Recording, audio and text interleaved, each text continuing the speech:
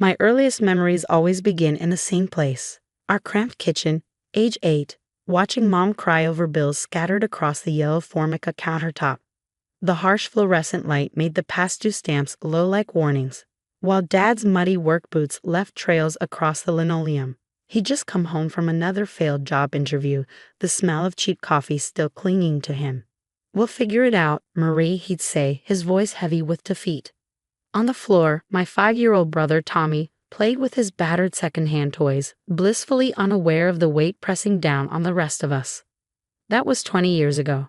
Now, at 28, I sometimes wish I could go back to being that naive little girl who didn't know what red stamps meant. My name is Sarah Mitchell, and this is the story of how I lost everything trying to give my family the life I thought they deserved. The turning point came when I was 16. Dad's back injury forced him out of construction work for good, and Mom's part-time job at the diner barely covered groceries. I still remember walking into the principal's office to ask for a schedule change so I could work afternoons at Miller's hardware store.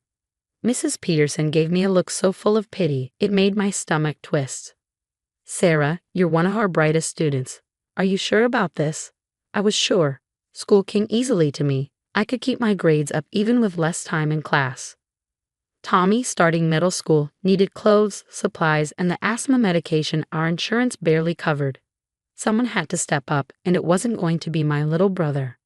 "He's sensitive," Mom would say when I complained about Tommy skipping chores or blowing money on art supplies. "He's got a creative soul. We need to nurture that." By 18, I was working 2 jobs and taking online college courses. Days at the hardware store, nights waitressing, and studying in between. My parents beamed when I got promoted to assistant manager, but their pride didn't stop the constant asks for more money. "Tommy needs new art supplies," Mom would say. "He has so much potential." One sweltering summer evening, I came home from a double shift to find Tommy sprawled across our new couch. One I'd helped pay for, surrounded by expensive sketching pencils and a pristine leather-bound sketchbook. "Hey, sis," he grinned, holding up his latest drawing. "What do you think? My teacher says I could really make it big someday." His drawing was good, as always, but my eyes locked on the price tag still attached to the sketchbook, $75, nearly a full day's wages for me. "Mom," I called out, trying to keep calm. "Can we talk about the art supplies?" She appeared in the doorway, wiping her hands on her apron. Even at 45, she was beautiful, though the worry lines etched around her eyes told the story of her life. "Isn't it wonderful?" she gushed. "His teacher says he might even get a scholarship." "Mom, we agreed to stick to the budget." "You don't believe in your brother's dreams." Her voice took on that familiar guilt-laden edge. "He needs proper materials to develop his talent. You want him to succeed, don't you?" And just like that, I caved. I always caved. That night, sitting at my tiny desk, surrounded by overdue bills and budget spreadsheets, I made a decision. I'd take out a loan to buy the house for my parents. My credit was excellent, and it would give them financial breathing room. After all, I was already covering most of the mortgage. They accepted with tears of gratitude. Tommy called me the best sister ever. The paperwork was signed, and at 23, I became the official owner of our family home. Looking back, I should have noticed the red flags. The way Mom started insisting on getting the mail before me, the whispered conversations that stopped when I walked into the room, Tommy's endless supply of new materials despite our strict budget. But I was too focused on holding us all together to see the cracks spreading beneath my feet. The storm brewing in the distance would soon shatter everything I'd worked so hard to build. The first sign that something was wrong came on a crisp autumn morning. I was at work organizing the new power tool display at Miller's when my phone buzzed with a text from our neighbor, Mrs. Rodriguez. "Sarah, honey, is everything okay? There are some people looking around your house with clipboards. They're taking pictures." My stomach dropped. Inspections? I hadn't scheduled anything. I called home, but no one answered. That wasn't normal. Mom should have been home watching her soap operas, and Dad rarely ventured out except for his doctor's appointments. I mumbled some excuse to my manager and left, gripping the steering wheel tightly as I drove home. When I pulled up, an unfamiliar SUV was parked in our cracked driveway alongside a sleek black Mercedes. A woman in a sharp blazer stood on the porch, measuring it with a tape. "Excuse me," I called out, trying to mask my growing panic. "Can I help you?" She turned with a professional smile, clipboard in hand. You must be Sarah. Your parents mentioned you. I'm Linda Matthews from Prestige Realty. I must say, this property has incredible potential. With some updates, it'll sell above market value. Her words struck like a slap. Sell my house. There's a mistake, I said firmly. This house isn't for sale. Linda's smile faltered. I'm sorry, but Mr. and Mrs. Mitchell signed the listing agreement this morning. Your brother Tommy was here too, charming young man, very talented artist. They said you'd be moving out soon. I didn't wait for her to finish. Heart pounding, I unlocked the front door and called for my parents. The house was eerily quiet. But it wasn't just the silence that unsettled me. Things were missing. Family photos were gone. The antique vase my grandmother left me was no longer by the window, and the drawers in the kitchen hung half open. My phone buzzed. Tommy's name lit up the screen. Hey sis, he greeted cheerfully. I guess you met Linda. Mom and Dad are here at my new studio. You've got to see it. It's amazing. Studio? My voice was tight. What studio, Tommy? What's going on? He chuckled, the carefree kind that had always gotten him out of trouble. You're gonna love this. Remember that art competition I entered? A gallery owner saw my work and offered me a space in his building. Real professional setup, Sarah. Mom and Dad helped with the deposit. The words felt like a punch to the gut. Helped with the deposit? With what money, Tommy? There was a pause before he spoke again, his tone suddenly cautious. Well, Mom said you're doing great at the hardware store, and the house is worth so much more now. I didn't let him finish. Where's Mom? Put her on the phone. Muffled voices, then Mom's overly sweet tone. Sarah, sweetie, we were going to tell you tonight over dinner. It's just such an incredible opportunity for Tommy. The gallery owner says he has real potential.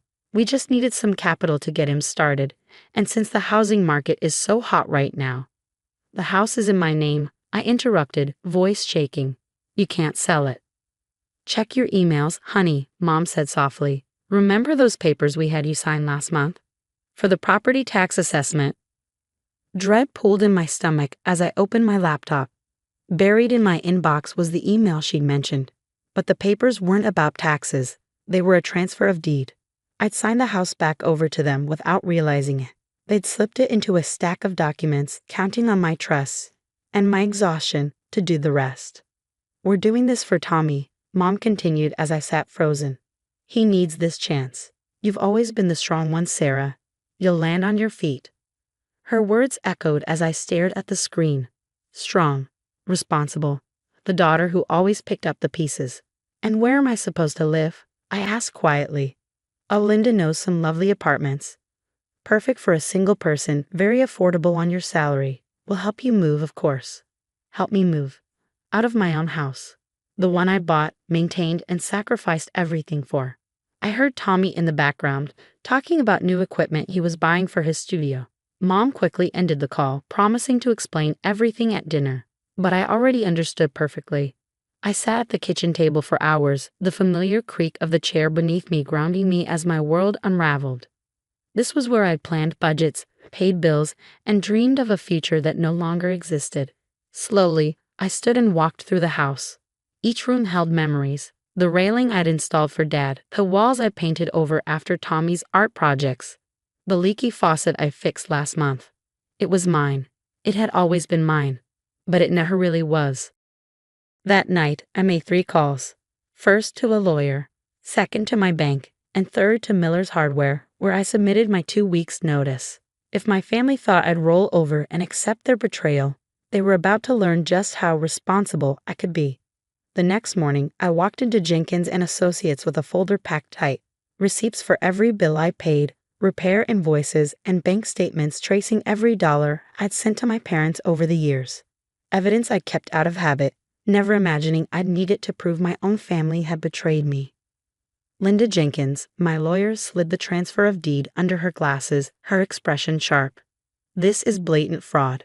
They intentionally misled you into signing these documents. We'll contest it. And contest it we did. That evening, instead of sitting down for their celebratory dinner, they were served legal papers. Tommy's panicked voicemail came first. Sarah, what are you doing? The gallery lease is signed. I need that money. Mom's text followed, full of guilt-laden fury. How could you do this to your own brother? After everything we've sacrificed for you? Sacrificed. That word twisted something deep in my chest. Sacrifices they'd made for me? Right.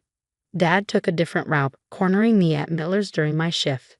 Princess, he said, using the nickname I hadn't heard since I was 10, let's talk this through. We're family. We can work something out. I looked at him, really looked at him.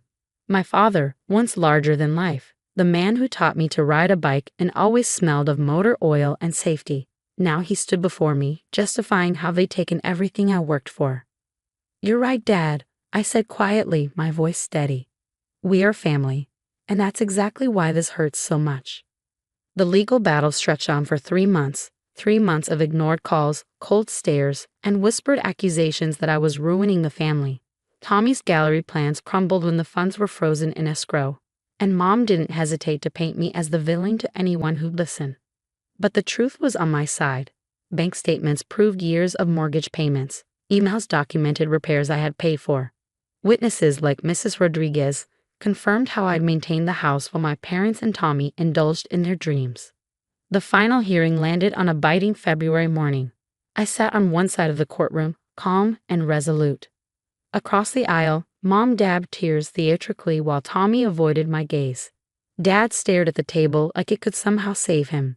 The ruling was swift and definitive. The deed transfer was void. The house remained mine. On top of that, the court ordered my parents to repay every documented expense I'd covered over the years. Mom's gasp at the number echoed through the courtroom.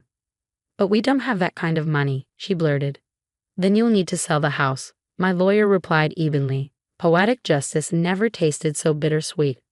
Outside, Tommy approached me, his hands shoved deep into his pockets. I'm sorry, he mumbled. I didn't realize how much you'd given up. I just thought. That was the problem, Tommy, I said, cutting him off. You never had to think about it. That was always my job. 2 months later, I sold the house, not to Linda Matthews, but to a young family who reminded me of what we used to be, hardworking, hopeful, unbroken. I ignored the high-dollar offers and gave them a fair deal instead. Mom and Dad moved into a small apartment across town. The gallery owner backed out once he learned of the legal drama, leaving Tommy to take his first real job at a coffee shop. Mom hasn't spoken to me since, and Dad only sends the occasional text on holidays. As for me, I took my share of the sale and finally finished my business degree. I quit Miller's and started a consulting firm to help people avoid the financial mistakes I made. My new apartment might be small, but it's mine. Every single corner of it. Last week, I ran into Mrs. Rodriguez at the store. She gave me one of her signature hugs and asked if I regretted fighting my family. No, I said honestly, surprising even myself. I just regret waiting so long. She smiled knowingly. You were always the umbrella of Sarah, shielding them from the storm while you got soaked. It's good to see you finally stepping out of the rain. She was right. I'd spent my whole life being their umbrella. Now I was learning to dance in the rain. Yesterday, I got a letter from Tommy. Inside was an old sketch of me standing at the kitchen counter, calculator in hand, surrounded by bills. He'd written underneath, I'm sorry I took your shelter. Someday, I hope you'll help me learn how to build my own. Maybe someday I will, but for now, I'm focused on building something else. A life where love doesn't mean losing myself. A life where responsibility doesn't mean sacrifice. A life that, for the first time, feels completely, unapologetically mine.